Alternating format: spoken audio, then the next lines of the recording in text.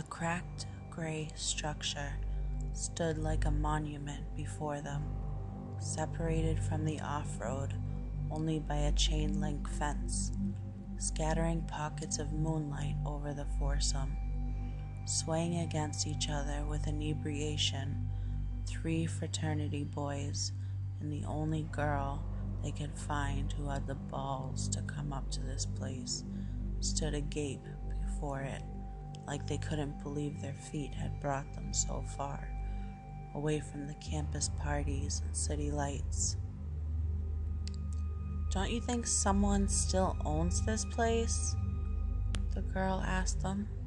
Her name was Allison, a freckled brunette, and to be fair, she was drunk too, but she wasn't stupid. "It's still like a private property or something, and there could be security we don't know about." "Here?" retorted Lance with a snort of laughter. "Yeah, I bet they have state-of-the-art cameras." With a boost from his friends, he clambered his bulk up and over the fence in what seemed like a single motion. Quite an athlete, Lance was. Broad in his shoulders and the boldest of them all, yet he couldn't quite shake the feeling that something was a bit off once his feet touched the ground. Not that he could ever let it slip. The grip on his reputation as a fraternity storyteller and man of the world was a tenuous one at best. "All right, I don't hear no alarms and shit going off. Come on over." Mikey, a tall scarecrow of a boy with dangling sandy curls to match, gestured to Allison. "Ladies first?" She rolled her eyes and began climbing. His gaze darted across her tight jeans and slender frame, too drunk to make a secret of the fact that he was hoping to get lucky. After all, it was New Year's Eve, and most of the girls had gone home for the holiday, so it seemed like as good a time as any. When she reached the other side, Mikey was the next over the rusty barricade. The last one in their party felt most hesitant of all, even if it didn't show in his smirking young face. Junior, as his friends called him, was only a sophomore, and although Lance had famously made many daring journeys to places strange and spooky, this was Junior's first. But he didn't want to be labeled as a pussy, so he shrugged off the feeling of uncertainty and made his way over the chain-link fence, just in time for Lance to begin weaving one of his grandiose tales.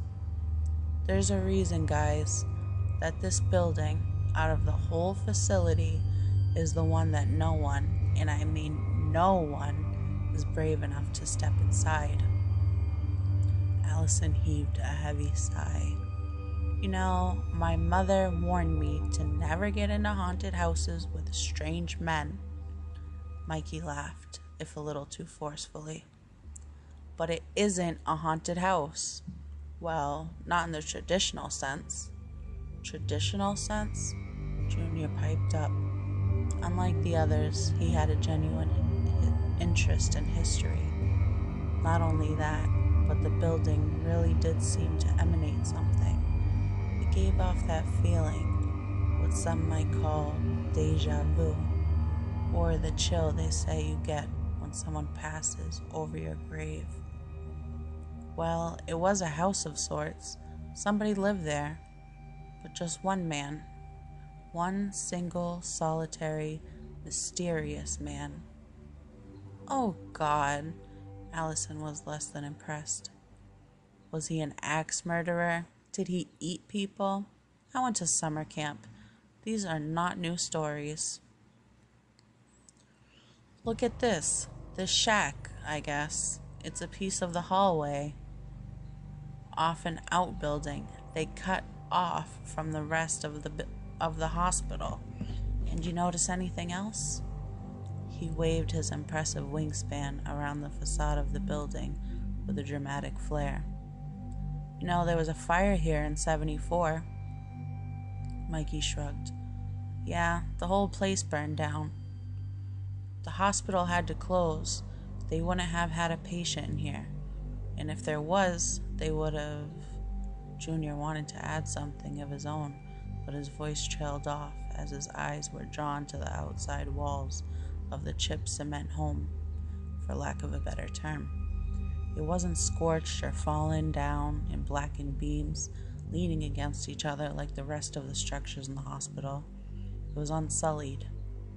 It almost seemed pristine by comparison. Lance lowered his voice and said the eerie feeling set in.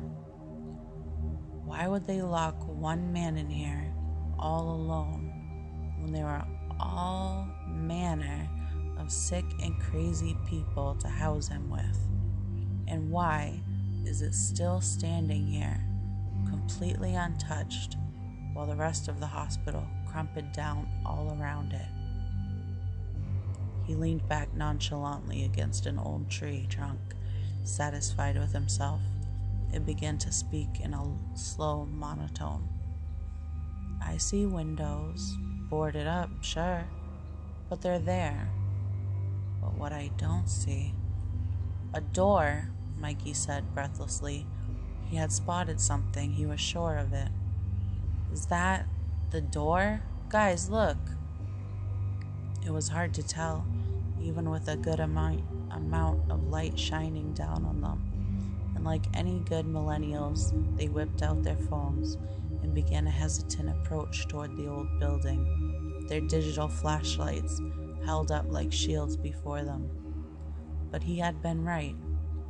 The shape Mikey had gestured to did seem like the size and outline of a door, and yet it had been perfectly painted over. No, more like sealed over. Long ago, it was the same color as the rest. But as he slid his nimble fingers over the surface, dust and grime notwithstanding, he could feel its frame. The rest of the adventuring party followed suit, save for Lance, who kept his distance back at the trees. Maybe it was all his previous journeys out to haunted houses, or just the melodrama he kept bubbling below the surface of his legends, but something felt wrong about this place in his bones. Allison was more enthusiastic, more brave even. She turned eagerly back in confirmation. He's right, there's a door here, and look. She gestured to the other curious feature that after a bit of probing and close examination revealed itself. The door had a narrow hole right in the center of it, like a mail slot. She knocked, and behind it the hollow space rattled back at her. Allison shivered at the touch, and along with Mikey and Junior, took a few steps back from the building. After a moment, Lance finally spoke again, breaking the crisp and quiet night air. All right, so there's a door. We made it this far. The question is, who wants to go inside? Nurse's log, December the 10th, 1891. Patient name, Mr. Miles Sullivan. Notes, Mr. Sullivan is a white man, young in age, which cannot be approximated due to lack of documentation, as well as his continued delusions of a fantasy world he believes exists. After suddenly entering the facility unsteady on his feet, found to be sweating and in a daze, his words have been garbled and made very few, if any, facts apparent. He has been consistently uncooperative, even under the treatment of sedatives and psychiatric care, in giving any explanation to his unusual complexion and skin condition, which in the last few days after being committed to this facility has proceeded to spread over much of his body. Symptoms of dry coughing, spasm, and fever indicate a possible resurgence of the recent influenza pandemic, forcing the case physician, Dr. Hill, to move Mr. Sullivan to the quarantine ward at this time until further study might be conducted. The standard treatments for delusional hysteria remain as usual. End notes. You expect us to go in there? Jesus, Lance. Allison moaned and pulled her jacket tighter around her.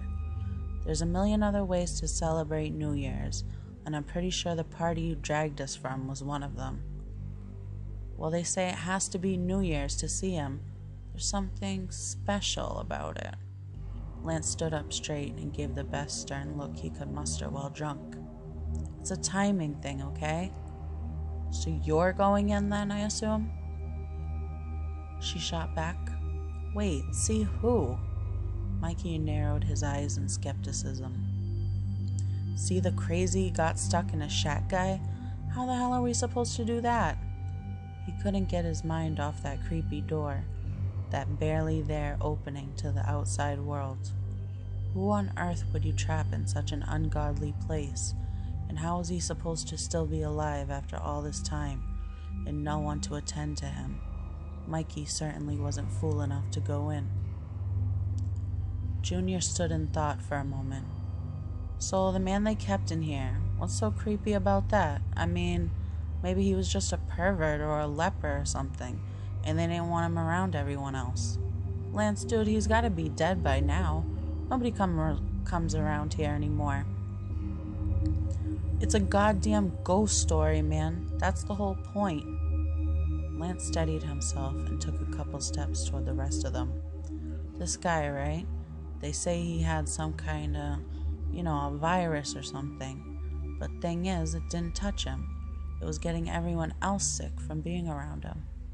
He smirked and hoped he was getting to them, even as that nagging feeling at the back of his mind told him that it was getting to him too, and that maybe stepping foot in the old place wasn't the best of ideas. So eventually he did die, and on New Year's Eve, tonight, okay, if you look through those old boarded windows, he pointed out the narrow slits between the planks, through which two tall windows could be seen. You'll see him in there. Buddy of mine did. People have before. He comes every year. He let his story fade down into an uncomfortable knot, twisting all of their stomachs as they made uneasy glances at the building. Mikey instinctively took a step away. Lance, if there's a freaking virus or something in there, we can let it out and all get sick. That door stays shut for a reason, man. I mean, do contagious things live that long? His eyes, now gone wild in a wide sky blue, made their way around the circle of kids in a dash of paranoia. Do they? No way, Allison butted in. You said people were here before and they saw this sick guy, right? Lance nodded. Then it would have gotten out. Junior cleared his throat and decided to have a go at it. She's right. On New Year's, you said. And check the windows. Behind the thin slats of wood, they could see broken out panels of glass, covered in filth and occasionally whistling in the breeze. There's no contagion. His curiosity got the better of him, and his voice gained courage with a kind of ambition, like he was a man with something to prove. So then tell us how it works. Okay, Lance continued, leaning into his little group. You can see him, actually see him inside, trying to find a way out of there, like he never escaped. I'm telling you, man, it's the fucking truth. You go to the windows and just gotta, call him out. Then just wait and watch him from out here. So no one's going in then? Allison said with a hint of disappointment, waiting to catch a glimpse of a locked-up ghost. Wow, this is stupid. I'm going back to the party. She began to make her way back to the fence. Junior didn't want to miss his chance to look brave and cool in front of a pretty girl, even though it gave him the creeps. Surely opening the door and stepping inside would be ballsy in her eyes. I'll go in, he half whispered. I mean, yeah, I don't believe in ghosts. So, fuck it. What's the worst that could be in there? couple of hobos and some rats. He puffed himself up with every moment that passed until he was determined to step foot inside. Junior, it could actually be dangerous in there. It was working. She was truly worried for him. These guys are being dumbasses. You don't have to do it. She bit her lower lip and wandered slowly back to the group. No way, he's got the right idea. Lance smiled, if a bit uneasily. I'll even go in after you. Ooh, real brave of you, Allison quipped. Then she turned to Junior, matted dark hair, in the face of a stoic hero, as he steeled himself in front of the mysterious building. Just be careful, dude. Use the light of your phone. It's fucking dark out here. She even put her hand on his arm, and a feeling of warmth spread through him. Take pictures, Mikey chimed in. If this is for real, it's shit I want to be able to prove. As if driven to do so, he too clapped Junior on the shoulder with an attaboy sort of look, if only to save himself from being the one to go in alone. Junior stepped to the now just visible door, and suddenly his stomach dropped out so forcefully he felt sick, not just from the booze. Something emanated from this place, and it felt like another world he was edging towards, though he wasn't sure it was an evil one. A crazy plague man, out of time, alone in his shack. The hairs at the back of his neck stood on end like the air was pure electricity. But all the same, he wasn't one to go back on his word, and he was more than ready to find out. It took some prying, and he had to remove his gloves just to get his nails in beneath the coats of paint and bits of lacquer haphazardly dashed across the door. But finally he had it open. With his flashlight app on and a final glance back at his friends, he slowly entered the dingy one-room shack, and suddenly a chill ran through him as his sneakers trudged unsurely across the threshold. At first, Junior was fairly underwhelmed by what he saw inside. It was a dirty, sparsely furnished den of sorts, and seemed long abandoned from what he saw by the light of his phone. Based on the leftmost wall, he saw where it might have been once attached to the rest of the hospital, and as he went over to investigate, he discovered loose boards beneath his feet. Looking around unsurely, he knelt down to knock at the hollow space, then slowly pried a plank up. Junior didn't know why, but it seemed cozy, like there was an actual home down there, a place where you might lie your head. It was a little cubby, sort of a hidey hole, just big enough for someone to huddle inside. Plus it seemed like no one else had ever found it before. But the wood held a lot stronger than he anticipated. With a great snap, a chunk suddenly broke off into his hand and sent him backwards, tripping over the boards with the sound of a crunch from his phone echoing off the walls before he landed on his back. Nurse's log, December the 21st. Patient name, Mr. Miles Sullivan. Notes. Mr. Sullivan's health has declined sharply given his repeated refusal of medications, and as of today he has entered a semi-catatonic state. Dr. Hill suggests a form of psychiatric examination and has consulted with Doctors Waring and Ebb in an attempt to further study these curious traits. The rash, seemingly bilious in nature, continues to spread. It is feared that the poor man may not live to see the new year, considering his rather deplorable circumstances, and feared even more so that he was the cause of an unusual number of deaths in the very quarantine hall he has been placed in. Indeed, the patient, when on occasion he speaks, seems to wish himself dead, and expresses a complete lack of understanding in regard to the deaths of his fellow patients. We had hoped that despite no one coming forward as of yet, as it is nearing Christmas time, Some family might come to inquire after Mr. Sullivan. Before he stopped communicating completely, however, amidst his rantings, he insisted that his companions were in fact the ones who constrained him to this institution in the first place. End notes.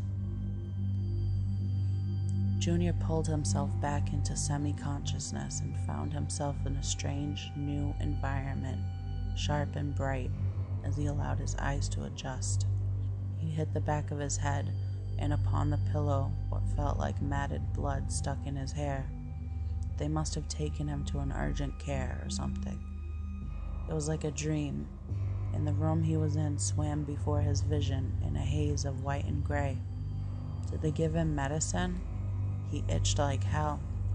He tried getting up, only to find himself, to his horror, in rubber brown restraints, strapped to a gurney. Frantically, he looked around him. Rows of beds, cleanly dressed with white linen and empty. Nothing. No one. He cried out in frustration. Hello? Hello? Please, can someone tell me where I am? His pleas were met only with silence. He saw that he was in a strange dressing gown, also white, and wondered what they'd done with his clothes, with his friends, with anything as far as he was concerned. He had nearly resigned himself to just lying there and going back to sleep when footsteps approached. Lifting his head, Junior could see 2 doctors in suits and bow ties, one of them wearing gloves, and a nurse in a large heavy apron a good distance away from him, seemingly watching him and remarking to one another. They stayed quite a ways away from him and kept glancing over nervously before continuing talk in hushed tones. Please, Junior demanded. Please, just tell me what's happening. The nurse gave him a scant look of concern, then continued conferring with her colleagues, who seemed to ignore him entirely. They began walking away. No, don't go. You have to help me. His heart thumped wildly in his chest as he lay back, staring at the cold white ceiling as he struggled to hang on to consciousness. Allison was the first in the group to stand up from their seated half circle and look at her phone. He's been in there a while, guys. Someone needs to go check that he's okay. I thought I heard a noise. Are you kidding me? He's just trying to scare us, Lance said, his voice filled with false bravado. I bet any second. Mikey jumped to his feet. Wait, look, I see something. He craned his long neck for a better view between the wooden slats. Junior? Allison ventured. I think it's him, thank God. Junior was sedated. The nurse had injected him behind a veil of plastic sheeting, and by now he had utterly no idea where his head was at. The 2 doctors, both now heavily weighed down by thick gown-like garments and surgical gloves, said through heavy rubber masks. This is the 2nd time, and I haven't the slightest inclination as to how. How he got out? Clearly, the man's a plague bringer. His mind is addled, Waring.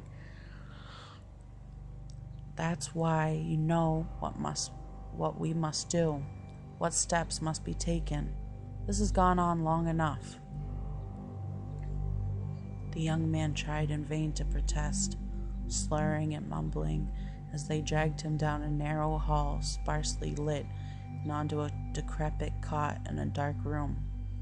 Sleep took hold of him, and somewhere in the darkness a door slammed shut, and the sounds of rivets, boards, and whispers drifted quietly away amidst his foggy slumber. Holy fuck! Lance practically screamed as the door slammed shut of his own accord. He leaped up and raced towards the old gray shack and the occasional movement that could be seen just between those gaps in the window boards. Mikey shrugged off his sense of foreboding and ran to the door. It won't budge. It's like it was sealed back over again. I can't get it.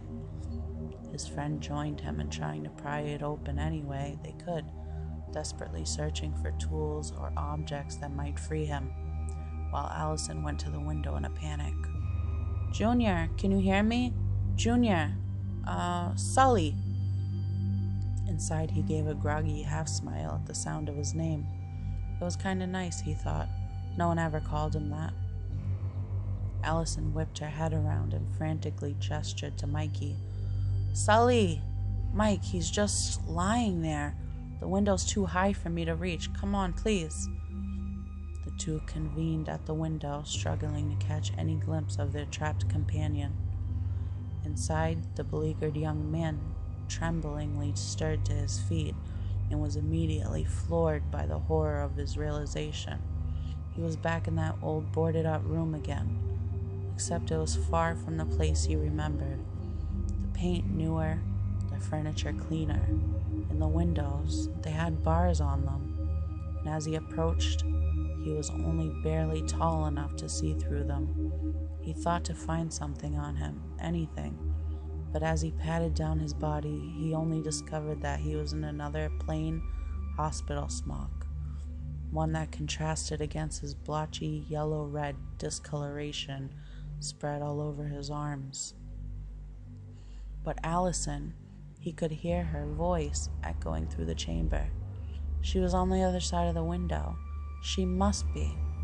Junior's mind reeled, and yet he clung to the only things he could fully grasp: the bars on the windows and the notion of his friends outside, ready to save him from this monstrous hell, a hell that he seemed so familiar, yet so wrong. He was wrong. This was all wrong. Were they his friends? Were they even there at all? He fought hard against a growing delirium. The faint sound of fireworks going off in the distance hardly served to deter Allison, who was hoisted up by wobbling by Mikey and Lance as she took care not to cut herself, reaching through the long ruined window in one of the few holes big enough to get her arm through. She called to him desperately. "Sully! Sully, come on! We're getting you out of there." Not she, not Mikey, nor even Lance had the heart to tell them what they were seeing from the outside utterly horrified them in the same primal, confused way his own surroundings did. They could see him older, with mottled and burnt-looking skin, and a tattered gown draped loosely over his skeletal frame. He reached for the window as best he could, but he felt so terribly exhausted. Sully looked back at the floor behind him. There was a pattern of uneven boards, and he remembered his special spot down there. A place where he didn't have to face any of this, where he could just be comfortable and just sit and think a while. It was like going home. Waking up from a nightmare that couldn't really happen. He half shuffled and half crawled down onto the hard panel flooring as the voices he seemed to dream calling his name began to fade. What is he doing? I can't see him anymore. Lance and Mikey lowered the girl back down as they shared disturbed glances, and a feeling of utter hopelessness came over them. As if on cue, the grand finale of the city fireworks went off with a cacophony of pops and shrieks. All three of them ran to the door in a frenzy, smashing and kicking it wildly until all at once it creaked open to their surprise. Trembling with uncertainty, Lance put forth his phone, bathing the dusty old room with light. Holding hands, the three went in together. "Sully?" There was no reply.